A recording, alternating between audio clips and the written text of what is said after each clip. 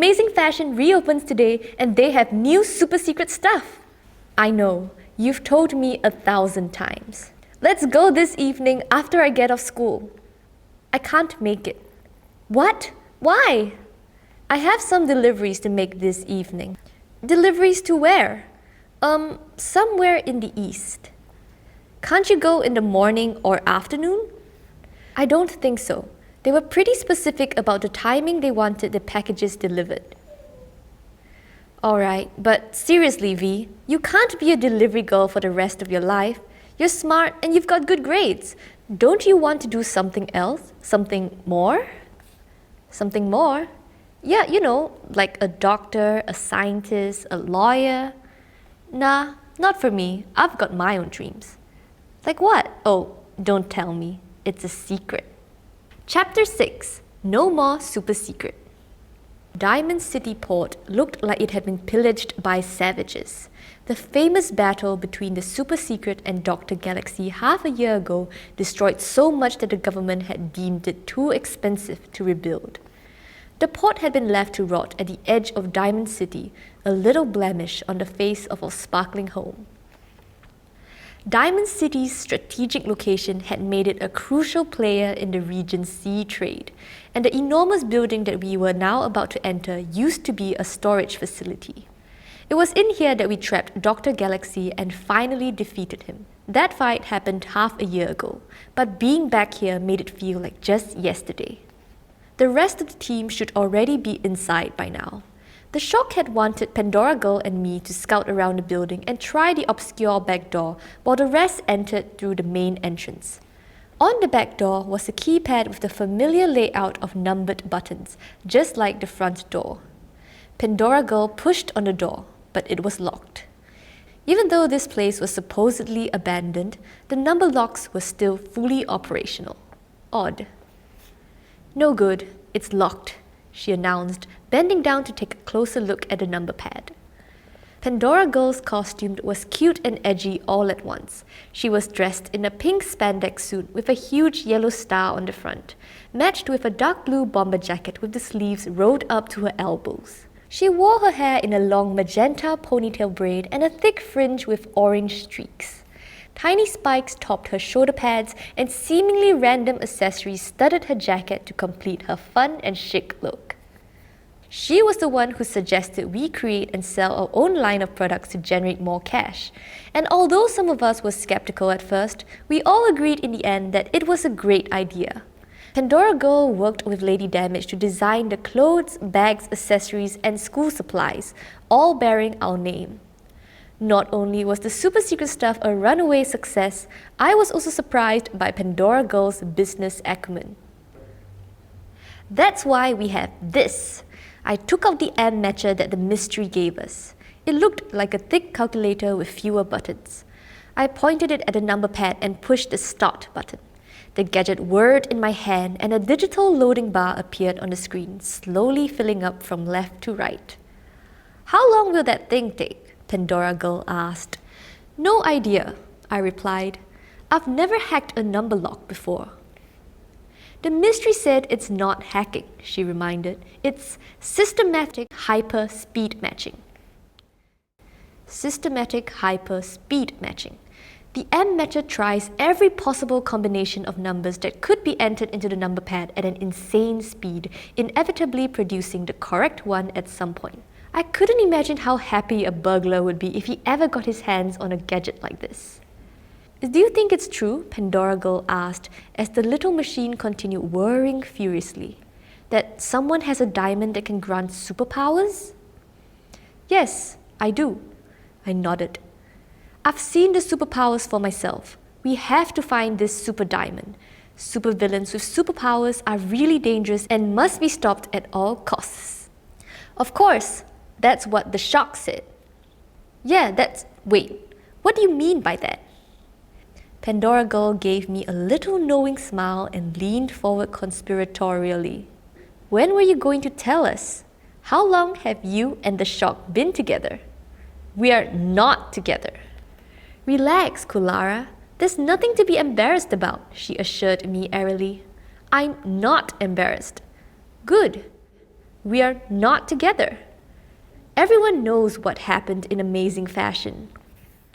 Nothing happened. Sure, Kulara.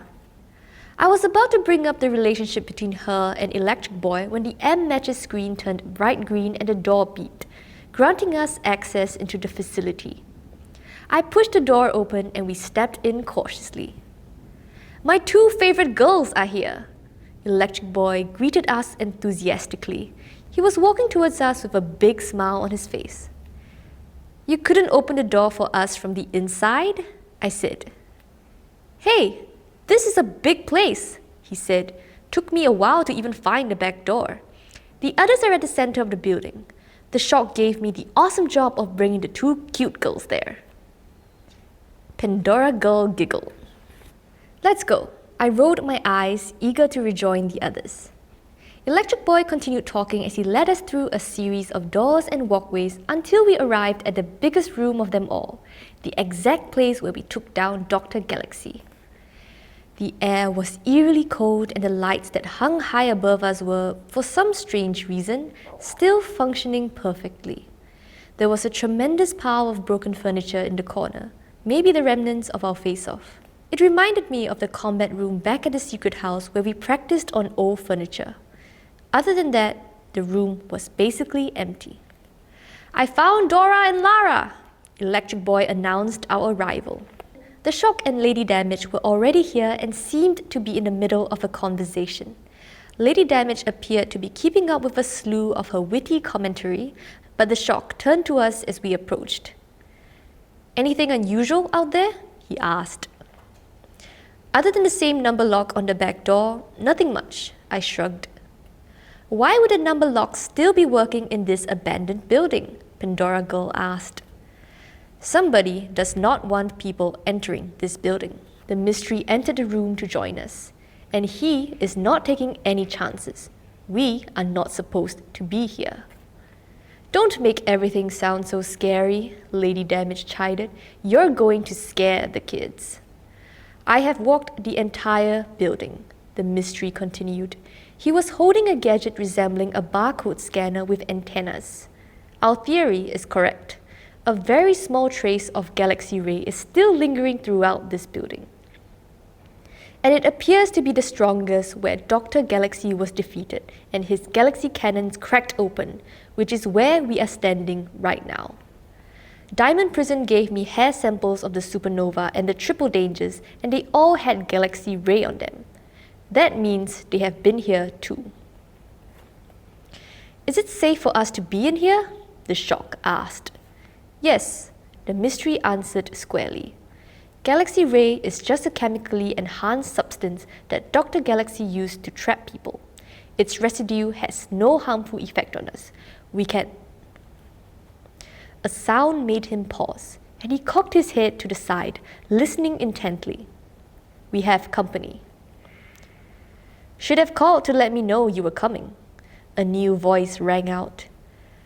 A figure with a white cowl that covered the top half of his head appeared at the door. His masked face had black triangles for eyes, and his hands were tucked into the pockets of an oversized jacket resembling a creepy surgical suit. His feet didn't seem to lift when he walked, creating the illusion that he was floating towards us. Sorry to come in uninvited, the Shock said, immediately stepping in front of us protectively. But this is important. The teenager in white chuckled and stopped a short distance away from us. I'm Mr. Magic, he introduced himself. His voice made my skin crawl. How may I be of service? We want answers, the Shock said. Someone gave superpowers to the supernova, the triple dangers, and Miss Summer. They've all got traces of galaxy ray on them, which means they have been to this building before, to your hideout. Whoever gave them superpowers made them put a tight lid on it, but maybe you can shed some light on the subject. Mr. Magic grinned. Even if I knew, why would I tell you? Because our evidence makes you a prime suspect, the Shock said. We could bring you in right now, and believe me, the mystery has the means to tell if you're lying. You could be in Diamond Prison for a very long time. We can still do this the easy way if you cooperate and tell us where the superpowers come from. Cooperate? Mr. Magic let out a sinister laugh.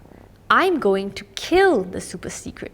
With you lot out of my way, I'll finally be able to take over Diamond City. Yeah, but there's 6 of us and only 1 of you, Electric Boy retorted. You don't stand a chance. Oh, but I do, Mr. Magic smirked. He waved both hands in front of him like a magician, but instead of a dove, he conjured up a luminous block of translucent crystal between his palms, which hovered in midair. The shiny crystal seemed to be alive, morphing into different shapes as if it were a liquid before finally settling into the form of a long, sharp spear. Mr. Magic splayed his fingers, aiming the spear at us without touching it. It looked as if he could launch it at us if he wanted to. I clenched my fist tightly by my sides and held my breath. Shoot that thing at me and my 5 friends will take you down, the Shock said.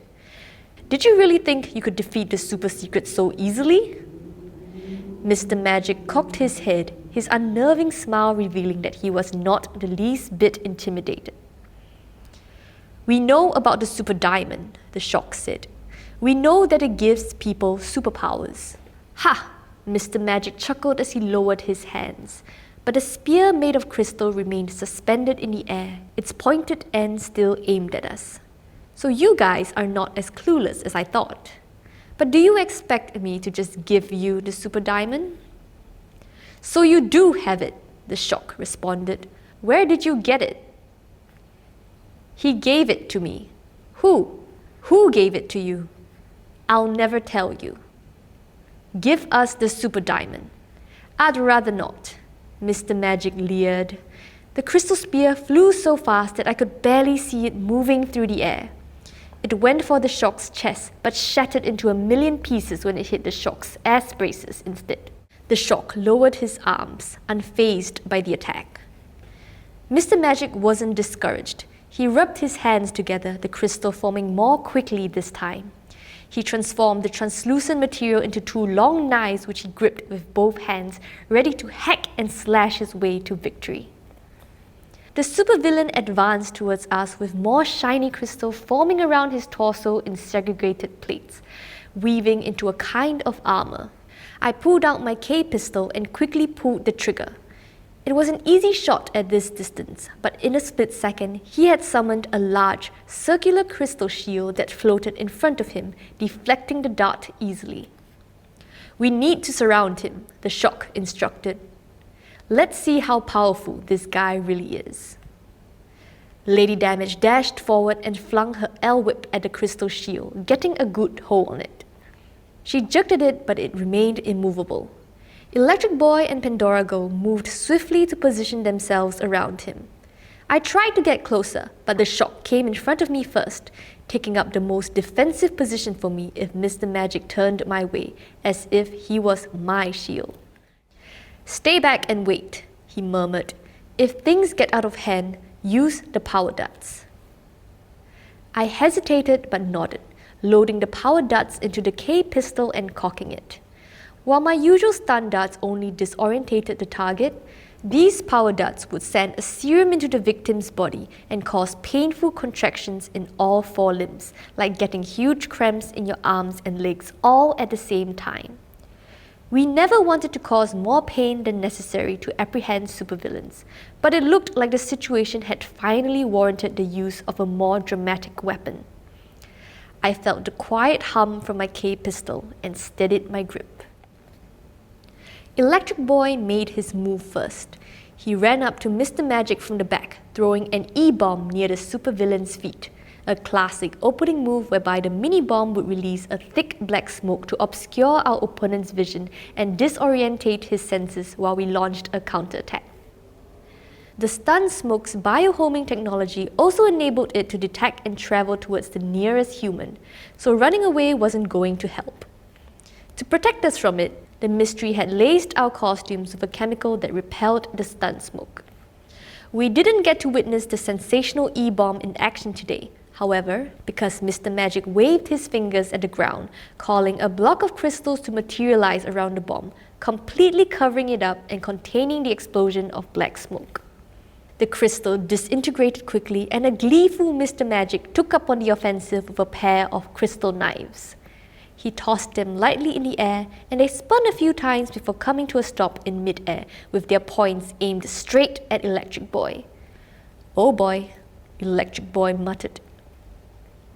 The first crystal knife plunged towards Electric Boy, and he performed an impressive flying kick which shattered it. He whipped around for the second crystal knife, but it was smashed to bits by a yellow blur that soared through the air. The pointed P-star circled back to its owner, Pandora Girl, who caught it expertly between her fingers with a smile. "You're not the only one with dangerous flying objects," Electric Boy whooped at Mr. Magic. "Show him, Dora!" Pandora Girl flung her P-star again, and the special throwing star that would always return to her glove sliced through the air towards Mr. Magic. With a flick of his wrist, Mr. Magic conjured a stream of crystal which deflected the P-star easily. Before the P-star could return to Pandora Girl, Mr. Magic directed the crystal towards her, which rapidly solidified around the petite girl. "Dora!" Electric Boy tried to pry the crystal away, but the growing glob of crystal swallowed him as well, trapping them both. "Wah!" Pandora Girl yelped as they fell backwards from the sheer weight of the crystal, unable to break out of the trap they were now stuck in. I circled around the scene, trying to find a good shot. I wanted to get close and join in the fight, but the Shock gestured for me to stay back. Perhaps he still wanted to take down Mr. Magic without using the power darts. Lady Damage leapt forward and gave Mr. Magic a flying kick from behind, but the crystal armor around his torso absorbed the impact of Lady Damage's high heel boot. A crystal sword formed in Mr. Magic's grasp, and he swung it at her, missing her by mere inches. The Shock also got in on the action, attacking with a barrage of punches alongside Lady Damage. The dual strategy worked. Lady Damage managed to sweep Mr. Magic off his feet and caused him to crash face first into the floor. The Shock tried to pin him down, but a block of Mr. Magic's crystal exploded between them, forcefully pushing the Shock away. Mr. Magic bounced back onto his feet with a sadistic smile on his face, brandishing his crystal sword. It was short-lived, however. With a crack of her L-whip, Lady Damage made quick work of it, flinging the sword far away from him. Refusing to be beaten, Mr. Magic sent a swarm of pointed crystal shards flying towards her. She gasped and instinctively dropped into a roll to dodge them, but a few hit her and knocked her off balance. Before we knew it, she too was caught in a thick stream of crystal and was rendered immobile. With Lady Damage out of his way, Mr. Magic turned his attention to the Shock and fired a wave of crystal shards at him, but the Shock blocked all of it with his ass braces. One shard caught him in the leg, making him flinch. Mr. Magic noticed it and pounced at the chance. He took a running leap, a newly formed crystal dagger in his hands, and aimed for the Shock. But the Shock twisted out of the way at the last moment and swung to slam Mr. Magic down from the back, flattening the supervillain to the ground. "Now!" the Shock commanded. But before I could shoot, Mr. Magic slammed both fists on the ground, and what looked like a translucent igloo began to grow around him as a shield, protecting him in all directions. I took my shot from where I was, and I held my breath as the power dart whizzed towards Mr. Magic, but it was already too late. The crystal igloo was complete, and my power dart bounced off the structure onto the ground. Just when I thought all was lost, a sharp cry of pain rang out from inside the crystal igloo, and Mr. Magic unexpectedly crashed out of his own safe house, leaving a big hole in the wall. The mystery jumped out of the hole and landed on Mr. Magic, giving him a series of quick blows to the face. He pulled a weakened Mr. Magic up into a kneeling position, and I fired a power dart into the supervillain's shoulder. Mr. Magic screamed as the power dart came into effect. "Tell us where the super diamond is," the mystery demanded, "and I will stop the pain." The crystal traps holding onto Electric Boy, Pandora Girl, and Lady Damage disintegrated quickly, and they gathered around the screaming supervillain. Despite the excruciating cramps, Mr. Magic managed to rummage the pockets of his large jacket, desperately searching for something. An object wrapped in black cloth fell to the ground. It was no bigger than an apple, but seemed much heavier. Could it be the super diamond? The mystery pulled out the power dart from Mr. Magic's shoulder and pressed a syringe against the same spot, injecting a blue liquid into him. Mr. Magic immediately relaxed, his eyelids gradually closing as if he was going to sleep. He slunk limply to the ground, unconscious. I too was just beginning to relax when a sudden rumbling noise startled us. "What's that?" Pandora Girl asked. Before anyone could answer, the four walls around us were set ablaze, and it took me a few seconds to realize that it wasn't my imagination. The flames were real, and they were spreading fast.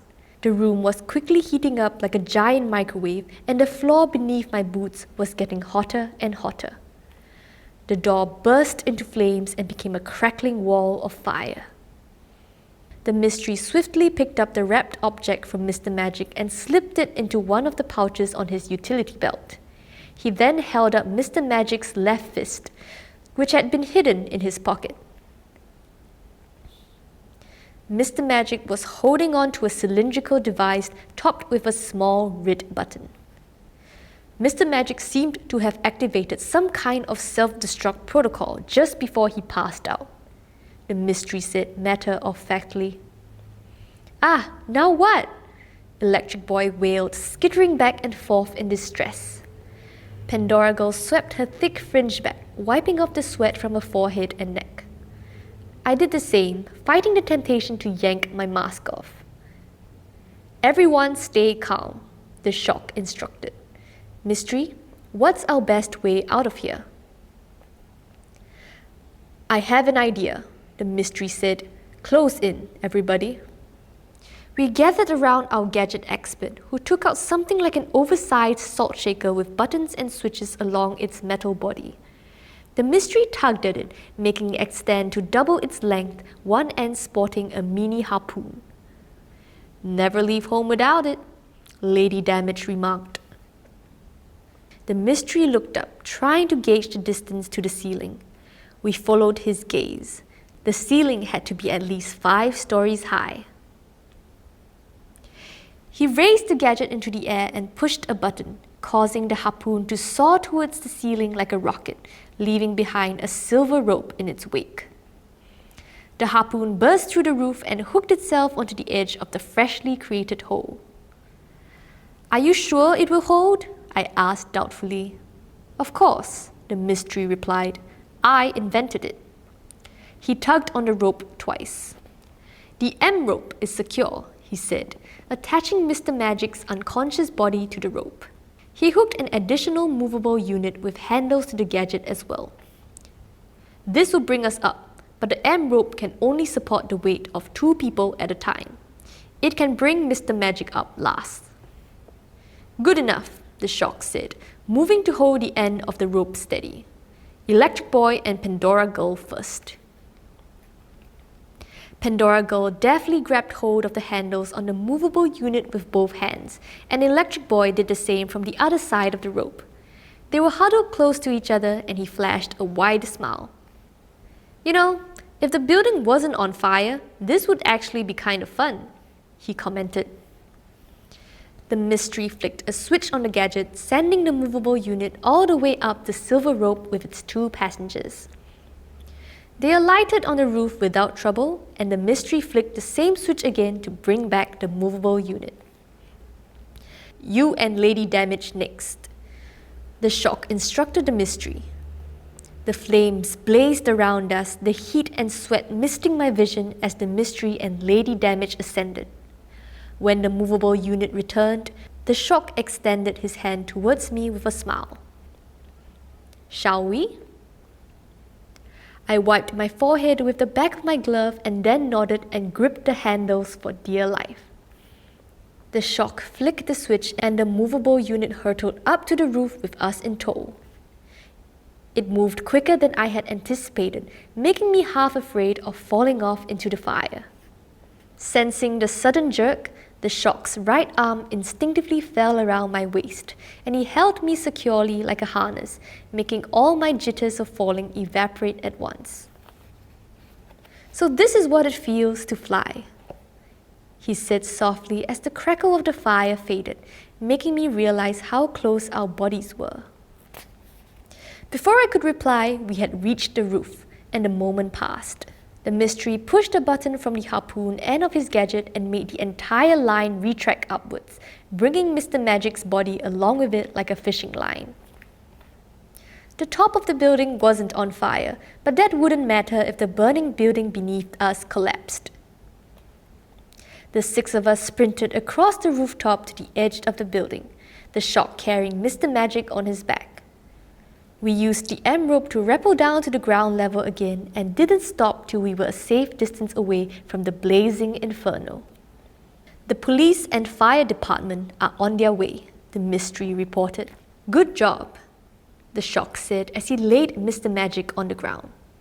"We got what we came for," the mystery said, taking out the wrapped object. "Hopefully," Lady Damage added.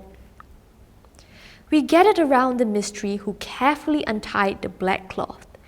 It revealed a diamond that glowed in a bright purple hue. It looked beautiful. "Looks like we really got it." Lady Damage sounded satisfied. "It's bigger than I expected," I said. "How is it glowing on its own?" Pandora Girl asked.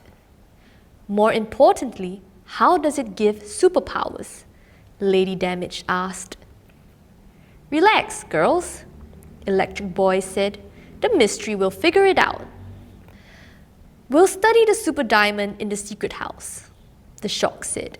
"If we find out how it gives superpowers, maybe we can come up with a way to remove them too. We must also find whoever gave the super diamond to Mr. Magic and arrest him for aiding all the supervillain's crimes." He reached out to hold the super diamond in his own hands. The diamond glowed a little brighter when it touched the Shock's bare skin, and I marveled at the purple beams of light passing through the gaps between his fingers, only made more obvious by the darkness of the abandoned port at night. "But even if we stop this one guy, Diamond City's supervillain plague still exists," the Shock continued, his voice hard. "The supervillains are getting more powerful and dangerous. We must end our supervillain plague permanently. Only then will Diamond City be truly safe." In the near future. "I did it, Mystery," the Shock said. "I found a way to end our supervillain plague." The Shock grabbed the Mystery by the throat and threw him onto the ground. "Do it, darling." Dream Girl's words cut through the air. "Kill the Mystery." "No, Melanie!" I screamed. "I told you," she glared at me. "Call me Dream Girl." "What about the rest?" the Shock asked his lover. "Kill them all," Dream Girl replied. "No more super secret."